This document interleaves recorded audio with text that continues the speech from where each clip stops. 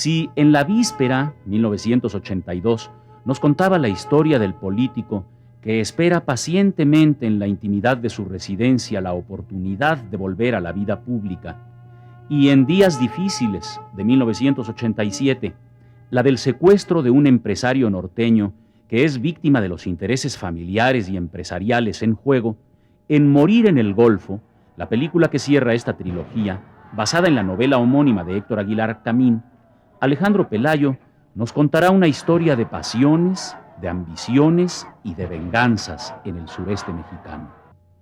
Con Morir en el Golfo, una producción independiente de la cooperativa José Revueltas, de la empresa Tabasco Films y del Instituto Mexicano de Cinematografía, Alejandro Pelayo concluye su tercera película dedicada al tema del poder.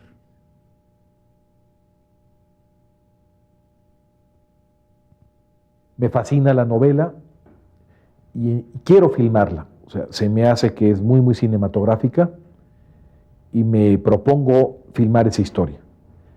Y de ahí empieza un largo camino porque era una historia no filmable precisamente porque se refería directamente a la quina.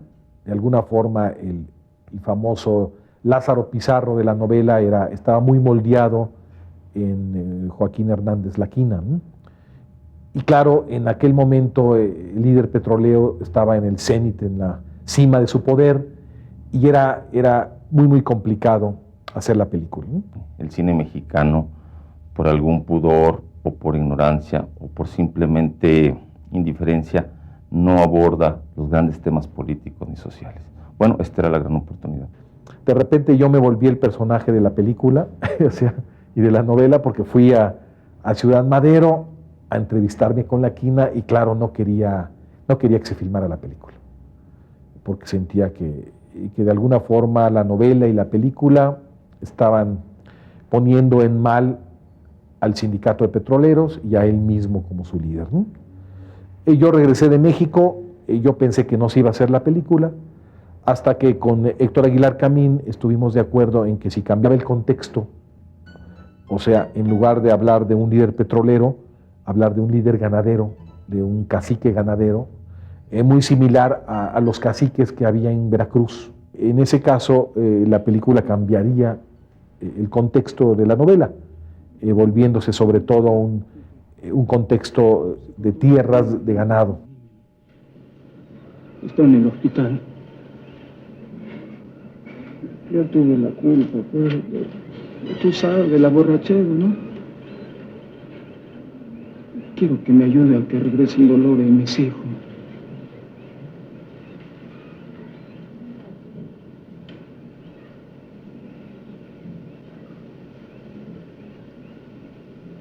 Voy a hablar con tu mujer y tus hijos para que regresen. Sí, sí. Rasúrate, báñate, ponte ropa limpia para que cuando ellos regresen en la tarde o tal vez mañana. Gracias, Fito. Gracias, güey. Y voy a decirle a tu mujer que ya no vas a tomar una sola copa. No, yo no vuelvo a tomar en mi vida, Fito, te lo prometo, pues. Y esta vez le voy a decir la verdad.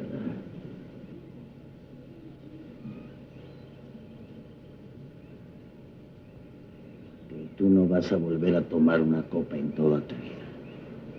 Y de eso nos vamos a encargar nosotros.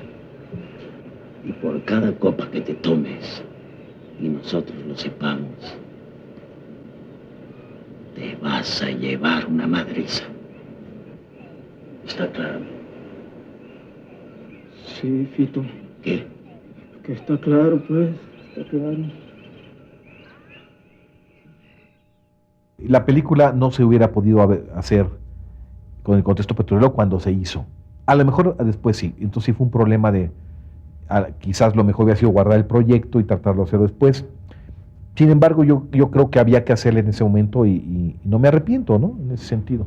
Para mí estar en el cine es estar en el momento en que se filma Morir en el Golfo, ¿no? Y tan fue importante que en ese momento vino la aprehensión de La Quina. Si no era un momento político, ¿quién no se lo iba estaba en el aire, ¿no? Lo que iba a suceder con el sindicato de petróleos, ¿no? Lo que iba a suceder con los sindicatos en general, ¿no? Estábamos en Tabasco filmando cuando nos llega la noticia de que Laquín estaba encarcelado. Entonces, todavía hubo la tentación de cambiar el contexto en ese momento hacia el contexto original petrolero, pero entonces esto ya era oportunismo, o sea, ya no se podía porque ya estábamos casi por concluir la película y con los cambios que se habían hecho. Yo no sé, o sea, yo siento que claro, en México muchas personas extrañaron que la película no presentara el contexto petrolero original que se había planteado en la novela. Y sin embargo, fuera de México, la cuestión ganadera y de tierras es mucho más similar a lo que pasa en toda Latinoamérica.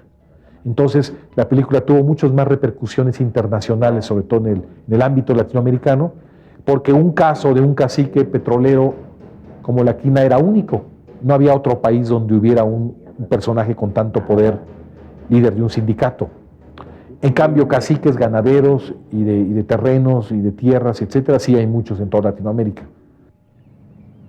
Hace tiempo estuve en la cárcel. Allí conocí a un reo que había matado a su madre, a otro que había matado a un amigo, otro más había matado a la hija después de violarla. Esas muertes no dieron frutos, paisano. No abonaron nada para sus semejantes. Eran muertes estériles. Muertes violentas, paisano, siempre va a haber, siempre.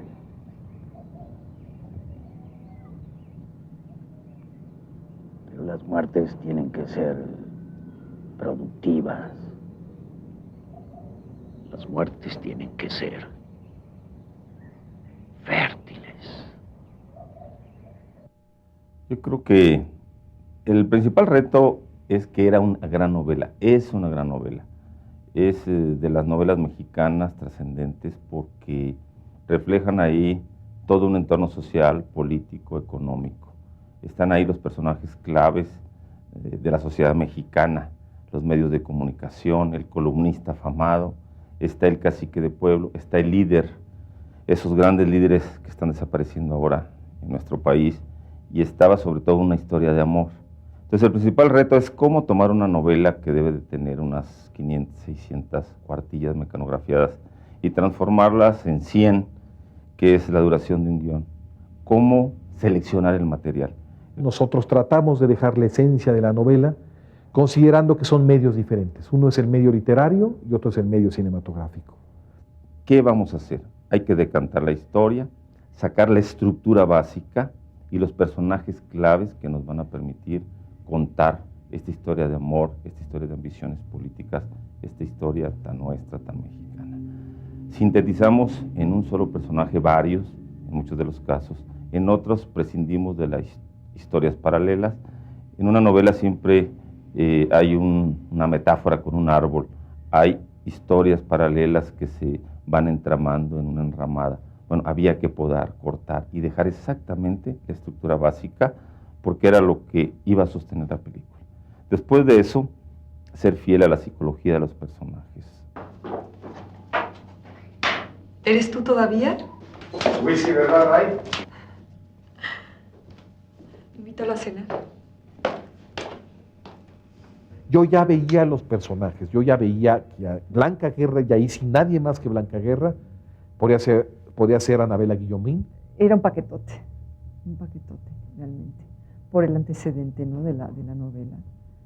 Pero fue como pues una gran satisfacción, ¿no?, cuando me decían, bueno, es que no hay quien lo va a hacer, lo vas a hacer tú, porque eres tú, porque está escrito para ti, porque pues eso para un actor es un gran halago y es un gran reto, es una gran responsabilidad.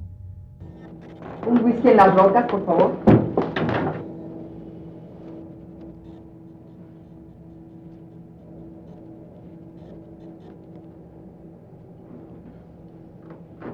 Qué gusto verte, Leonora.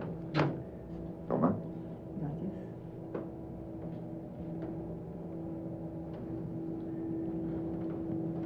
Doña Chita, vaya a comprar unos cigarros. ¿Cuánto quiere que me tarde? Poco, regular. Mucho. Váyase, váyase.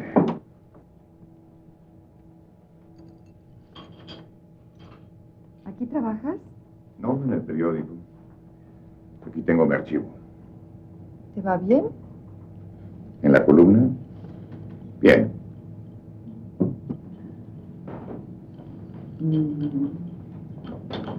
Pero vive solo. Sí, ¿Por qué? por la libertad de movimiento. Necesitas libertad de movimientos Absoluta libertad de movimientos. para traer a quien quieras aquí. Las que se puedan. Claro, por eso vive solo. Sí.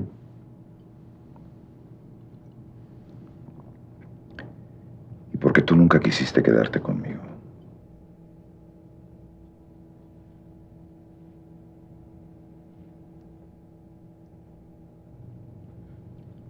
Invítame a cenar. El personaje femenino que hace Blanca Guerra quizás sea el personaje más importante que yo haya visto en el cine contemporáneo respecto a una mujer libre que domina su cuerpo, ama a su marido y por el amor a su marido y por el recuerdo de otro amor anterior del periodista enfrentado a estas luchas de poder, lleva adelante sus venganzas y sus pasiones. Yo creo que es el personaje más rico de los personajes femeninos que conocemos, que se hayan creado en el cine contemporáneo y sobre todo en la novela contemporánea. Lana que no te corrompa, agárrala. Bueno, ¿por qué? ¿Yo qué? ¿Le atoras o le sacas? ¿A qué? Digo, ¿eres esposa fiel o esposa secas? Yo siempre he sido esposa húmeda. ¿Siempre? Casi siempre.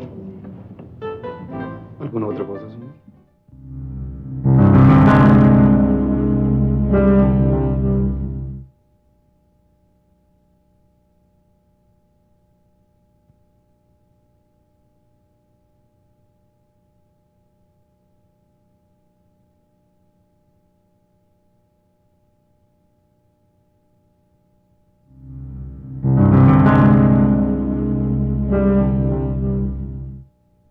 Siento que el personaje que hace Enrique Rocha como periodista es muy cercano a mi propia experiencia periodística, ¿no?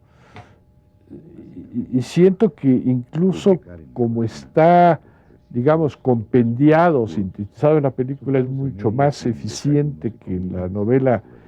Incluso esos son los mecanismos con que funciona un reportero, y la película los trata muy bien. Pide al corresponsal que mande toda la nota roja de los periódicos sobre muertes en la región de Teapa. ¿Nos vamos a cambiar a la sección policíaca? Copia de las actas del Ministerio Público de cada uno de los muertos. Narcotráfico. Puede ser turismo.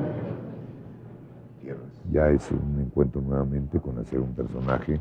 Yo me reintegro de nueva cuenta en plan que creo que es realmente importante y que creo que vuelvo a recuperar, o el deseo, o se me hace ya real el deseo de volver al cine, es a través de Morir en el Golfo.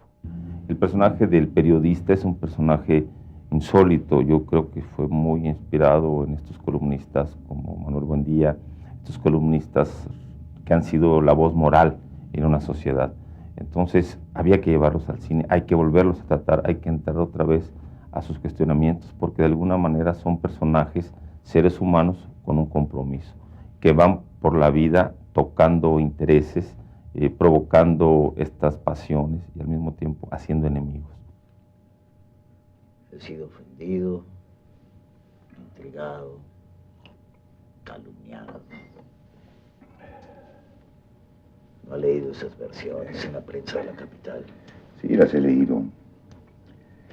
En gran parte se ha comprobado que son falsas. Pero no ha habido retractación, paisano. Lo ha habido donde importa, señor Uscanga. El secretario mandó preguntar. Yo ya dejé este asunto por la paz. Ustedes no entienden. No distinguen el tamaño del pleito. Creen que pueden, pero no pueden. Oyen sonar el río, pero no conocen los arroyos que lo forman. No saben, ni siquiera se imaginan el trabajo que costó construir ese río gota a gota, quitando todo lo que obstruye, haciendo fértiles las muertes estériles.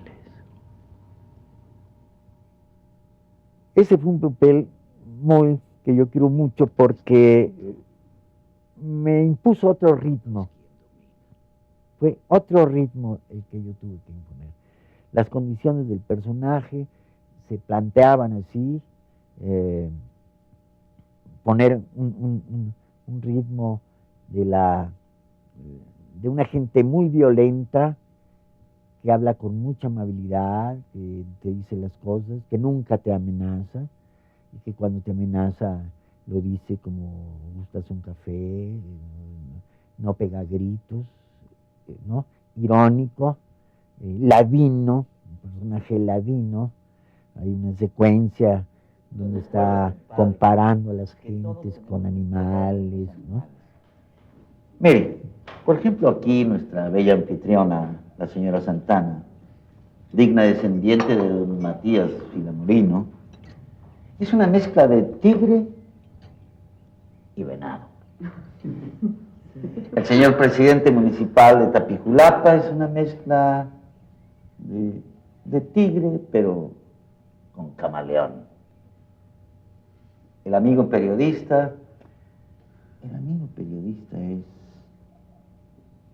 es un guaya. ¿Qué es un guaya?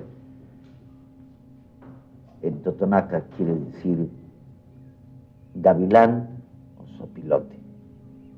Y aquí Conchita es un maquecho. Es un pequeño escarabajo de los sacerdotes mayas. Ay, soy tu maquecho. Los animales que conocemos son todos los que salieron, pero no son todos los que entraron. Adentro alguien tuvo que acabar con quien no quería el equilibrio. Alguien tuvo que acabar con ese mundo para que tuviéramos este mundo en el que hoy estamos. ¿Usted qué animal es?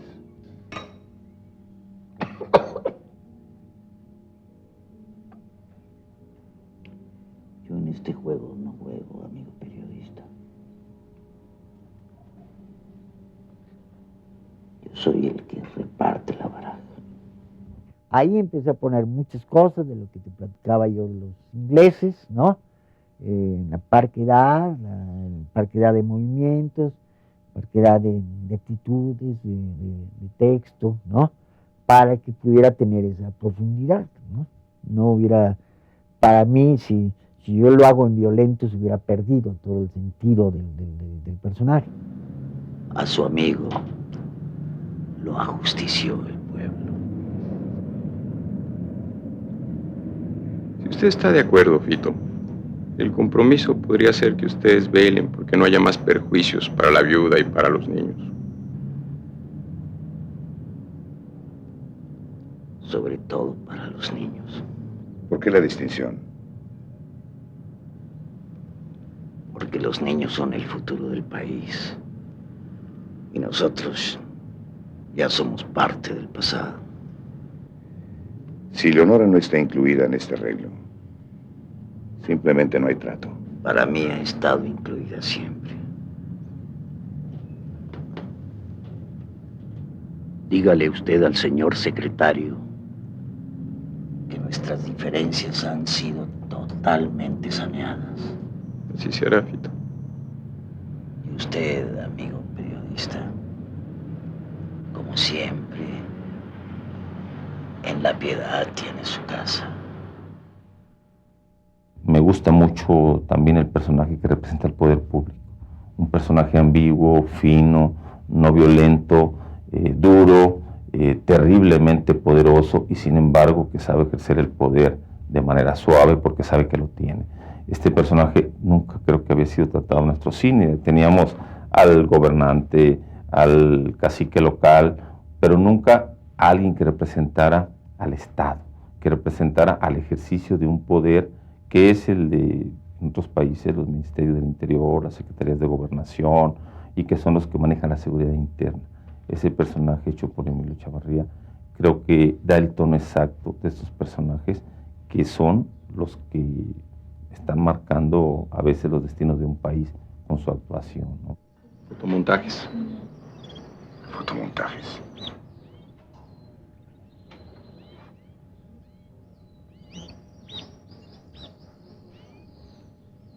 La magia de nuestro laboratorio. Guárdesela. Rodolfo Uscanga no es el único beneficiario con los muertos de Tapijulapa. El matrimonio Santana se ha vuelto propietario de otras 1000 hectáreas, aparte de las 800 que le dije la otra vez. Aquel político impecable, que además es como ese personaje que es capaz de pasar por los pantanos y no mancharse. Los peores crímenes sale limpio. Ese es un personaje maravilloso que también viene de la vida real, de las crónicas periodísticas, mucho de lo que trabajaba Manuel Buendía con sus contactos, etcétera. ¿Cuántos muertos necesitan para que las cosas lleguen a ser verdad? Aquí se hizo verdad lo que en sus columnas era mentira. Mañana empieza mi guerra de papel. Caray, paisano. Sus guerras de papel acaban siendo de balas. Usted tiene mucha responsabilidad en todo esto. De buenas intenciones está empedrado el camino del infierno. El camino del infierno está empedrado con las omisiones del gobierno. Un personaje que me encanta de la película es la novia del cacique, ¿no? El personaje que hace María Rojo. Es absolutamente, es de tal candor y tal candidez que no importa si así son o no son, pero definitivamente engrandece el personaje del cacique enormemente, porque habla bien de él también, o sea, el cacique no es este ogro permanente, ¿no? Habla también de que es capaz de tener una relación con una mujer así. Y esto prueba de que no hay partes pequeñas, es un papel pequeñito de María Rojo y lo saca espléndidamente, ¿no? Sobre todo aquella secuencia cuando platica con el periodista en su casa que están desayunando. ¿Conoce usted Ciudad Juárez? Sí, ¿por qué? Yo cantaba en La Cucaracha. ¿En La Cucaracha? Yo la conocí. Mi show era un éxito todas las noches.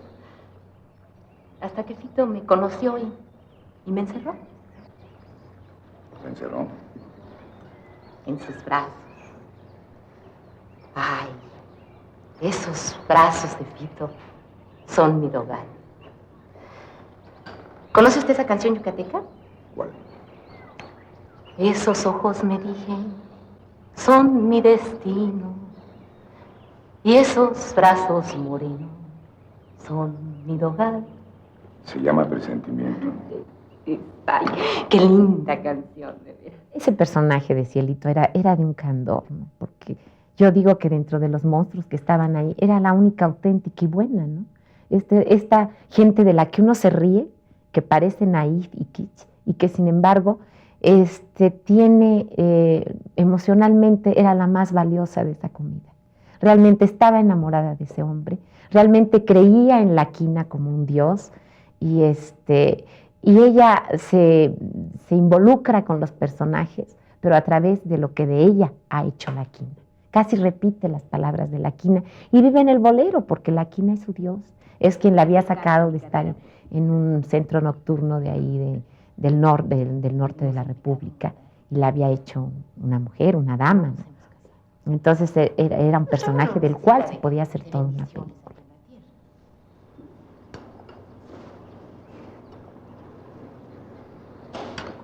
¿Y usted qué le viene a pedir a Fito? Vengo a entrevistarlo.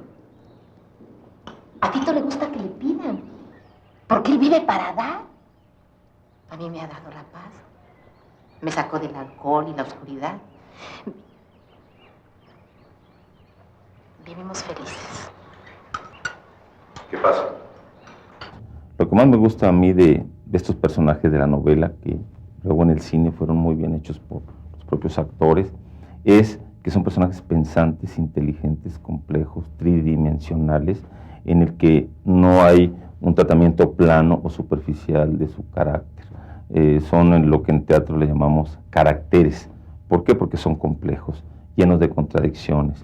Tienen una motivación central, pero dudan, se equivocan, avanzan, retroceden, y entonces nos dan realmente un personaje humano que revela la condición humana de estos seres que viven en una situación dada.